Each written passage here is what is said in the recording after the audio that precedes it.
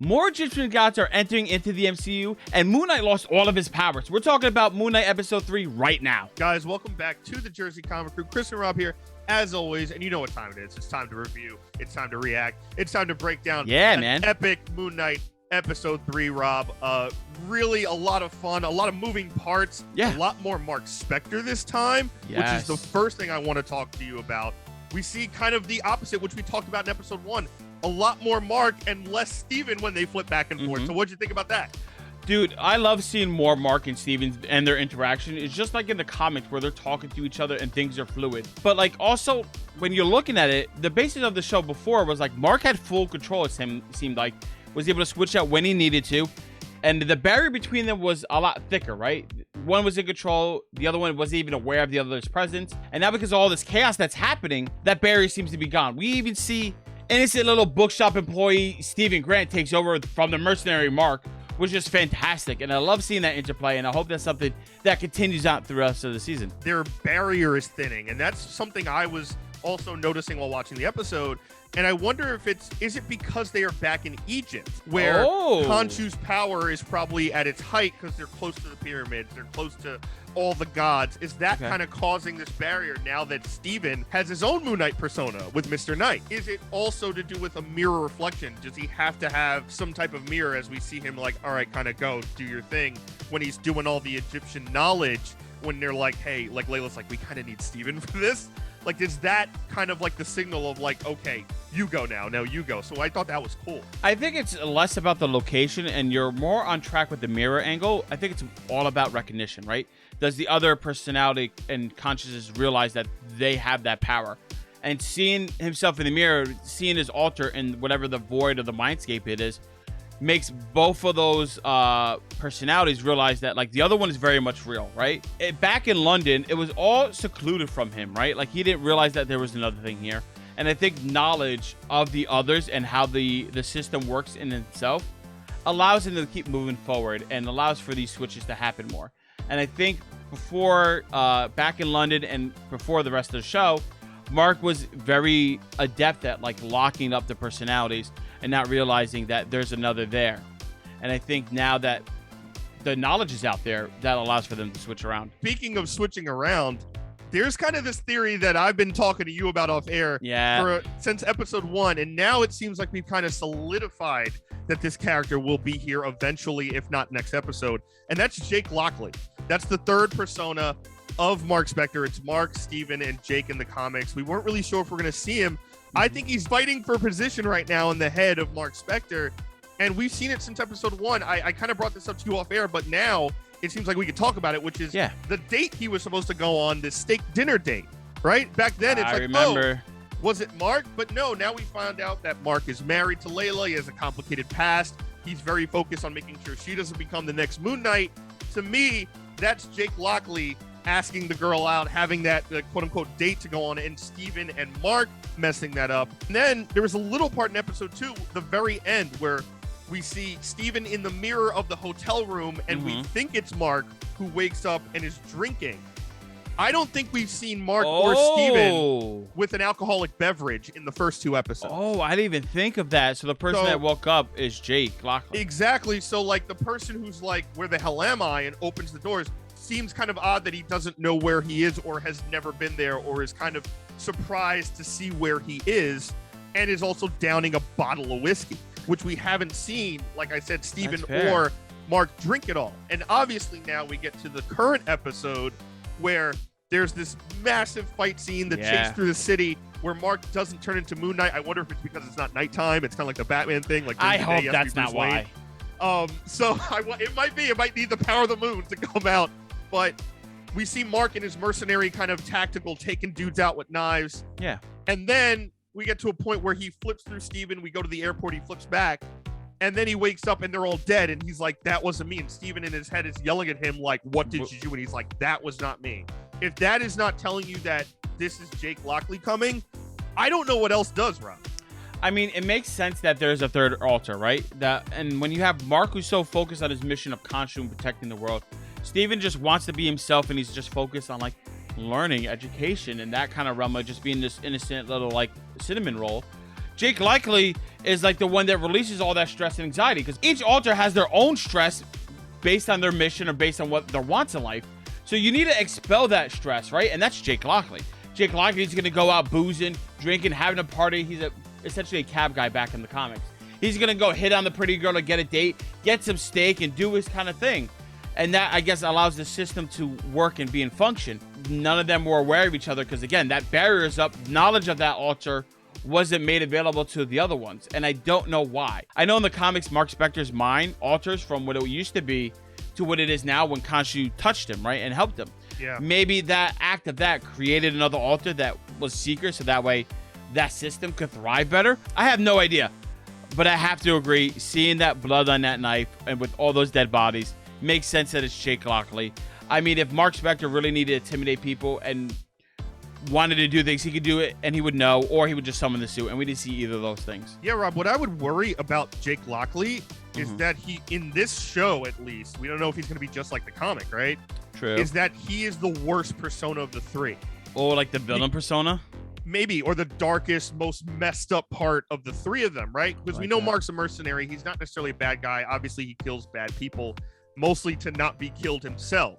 Yeah. We obviously know Stephen Grant is this innocent gift shop guy. If Jake is where the anger, the rage, the pain gets let loose, that's going to be very dangerous going forward. And the other question is, does he get his own moniker of the Moon Knight that's brand new to the show? Or can he take over one of the others and kind of make hell and chaos for Mark or Steven going forward? It could just be that he's a normal guy who's wanting to do this and can do this. He doesn't feel any connection to Khonsu, and that's why Khonsu's not aware. Maybe that's why. And he's like, oh, I'm done. I don't need to be a superhero. I can do things my own. See? And then, like, you see all the blood and chaos. But speaking of Khonsu, we have to talk about Khonsu's beef with the other gods. First of all, they set up like a Harry Potter portal. They get into the Pyramid of Egypt, and they have a council with all the other gods and avatars. And they're like, Khonsu, we don't like you. Why are you summoning us? Yep. You're going to get a timeout, mister. And I'm like, oh, my God, what are these gods doing here? But, like, it was cool to see that, like, there's multiple avatars here. Yeah. I didn't like, though, and I have to say this, the whole, we're trying not to interfere in human affairs. We're only here to watch. Where did that sound familiar? And that's like the whole Eternals thing. It's like, how do we write around the, like, nobody wanted to help when Thanos was around, right? And, like, I guess that was their reasoning. I feel like you could have just said, we just came here now. We saw that, like, things are going crazy on Earth. We left. We came back because of that. We don't have to be like, oh, we were just here to watch. And maybe we'll find more about the lore and where they came from in the other episodes. I think Marvel has a bit of an issue. They're all-powerful god beings at the moment. Yeah. Whether it's Uatu the Watcher, who clearly already broke his vow in What If. We hopefully we might see him in live action. True. Maybe in Doctor Strange, who knows? But obviously, like Rob said, Eternals had this same issue where you have these all-powerful beings. They're not interfering, quote unquote. And now these Egyptian gods with all their avatars and their powers are not interfering either. Yeah. They're going to have to explain this somehow, whether it's, the multiverse stuff, whether it's another version, or maybe in Moon Knight, they'll figure it out kind of how we go on. But I did really like the trial, though. Oh, that was cool of Arthur Harrow. I thought the trial was cool. They brought in Arthur Harrow, who clearly was like, yeah, I've been here before because he was the first avatar for Khonsu. I thought it was a little weak, though, the explanation, where it's like, we're obviously going to take the side of this guy because we need the plot to continue, right? Where it's like, yeah, I've been telling you for years, like, this is what's going on, and Khonsu's like, dude, come on, like, this has been happening. And it's the classic, like, well, we're not going to listen until it's too late. Besides that kind of easy trope, I thought it was interesting to see where the other gods are, and I'd like to see what's going on with them too, because I doubt they're all innocent in this entire story I don't either. Think so. I think the Egyptian gods have their own rules, and this, like, I guess elite council kind of has their own agenda, because they've mentioned before other gods are here in statues. So yeah. I guess these are the only ones that are allowed to be out, and what they say goes kind of scenario. And Khonsu goes against that, and he's like, I'm going to try to save people in my way, not the way you do it. So it makes sense that, like, this group who majoritively thinks in the same way and how things are done is going to be like, oh, you're the black sheep. How am I going to really trust you? And then it goes back. Yes, there was some kind of beef with Arthur and Khonsu.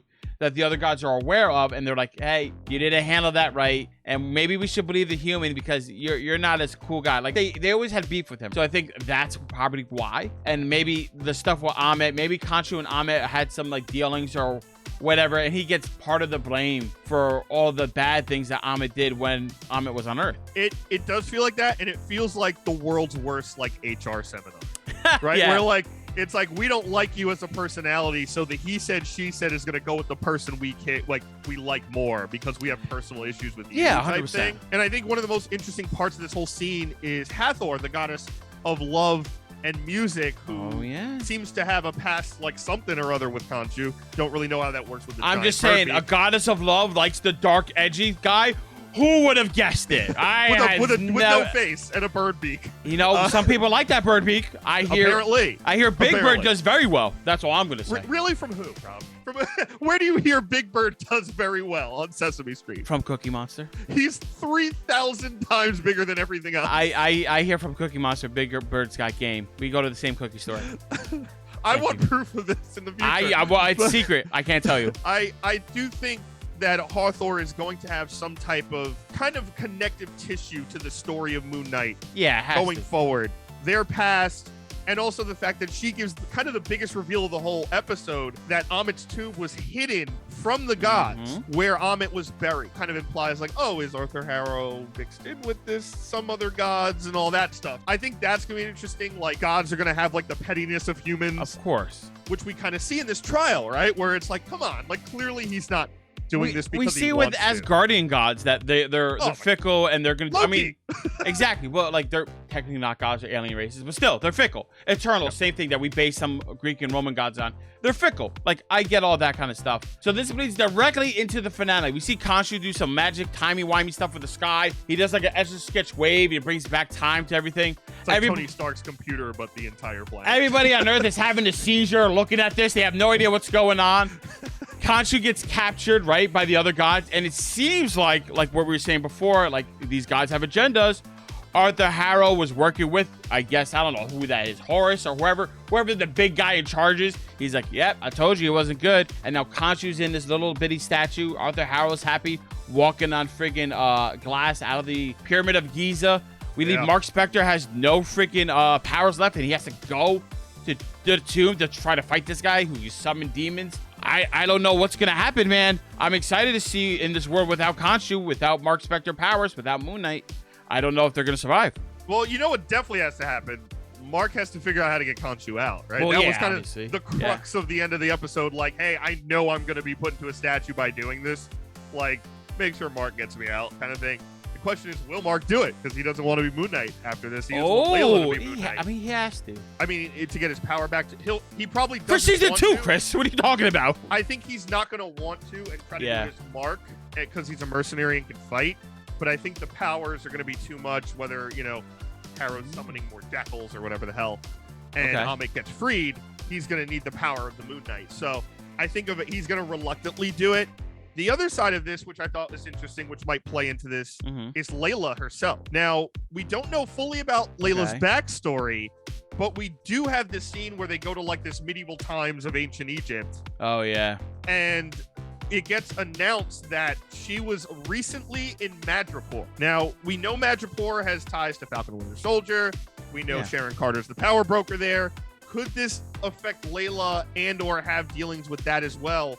Does she have these ties to Madripoor? Do we see someone like Sharon Carter and the power broker bring in some big guns to help now that Mark is powerless? Oh, I love that idea, and that's the perfect kind of crazy thing I love to talk about. Like, oh, you get all this kind of stuff here. Go big, go wild. Everybody's coming in, and we're doing this.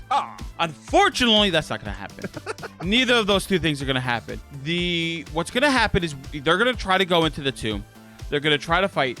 We're going to get the discovery of the third personality of Jake Lockley, because he's also going to be able to fight, because Mark maybe can't do it because he's worried about something. Jake Lockley is going to appear. He's going to fight. Steven's going to be the one that says, we need to get Khonsu. We need to get that power. Mark, I know you don't want it. And I know it's risking Layla and everything, but we have to do it. And it's going to be like full circle of like Steven accepting his role within, one, the system that he is in with, you know, Jake Lockley and Marc Spector, but two, also accepting the duty of becoming the Fist of Khonsu, right? Because there's two superhero personas, Mr. Knight and Moon Knight. And he doesn't have a name for Mr. Knight, right? Or I don't even think Moon Knight really has a name for himself. But I think it just makes sense that like both parts are going to accept Khonsu. And that's why we have two different identity personas. And that's also why I think we were talking about before with the whole Jake Lockley thing. I don't think Jake Lockley is going to have his own superhero persona because he's not necessarily accepting Khonsu. He's just along for the ride, if that makes sense. No, I agree with that. And I do think what's interesting is possibly Steven accepting Khonsu, because if you think about it, Steven has no real purpose besides his knowledge of ancient Egypt, right? He lost his job. He was, Arthur Harrow was going after him because of Mark. He doesn't have a job. He doesn't really have a focal point in life. And another Jake Lockley hint might even be the fact that the mom phone calls, right? Like, who knows? That might be Jake Lockley, yeah. Might be Jake. So, like, there's all these things that kind of point to Steven kind of either ruining Mark's plan of stopping being Moon Knight by the end of this, but Mark might have to relent to those to be like, at least it won't be Layla, and Layla realizes, obviously this is what's been going on the whole time, and what he has been telling me is that Khonsu wants me next. So I think those two are big points, and I obviously think we could agree on that Amit will be released, if not the next episode, episode 4, episode 5, and start causing havoc. But I think we're in for an epic fight, and yes, I think we're going to see Jake Lockley. I think Amit's going to be freed. I think Khonsu's going to be freed. And I think Mark is either going to accept that he's going to be Moon Knight forever to save Layla, or Steven's going to be like, listen, teach me how to fight, and Mr. Knight will play a bigger role. I like that. I like both those options. Guys, it's safe to say we love this episode, and we're living on a prayer that Moon Knight is coming back. Let us know down in the comments below what you thought of this episode. And guys, thanks so much for watching. Give us a thumbs up. Like really helps the channel out a lot. If you're new, subscribe, turn on notifications. You do not want to miss any more of our coverage of Moon Knight. You know we're hitting it up every single week. And if you missed anything, it's right here on the channel for you. And as always, I'm Chris Heller. That's Rob Moran. We're the Jersey Comic Crew, and we'll see you later. Later, skaters.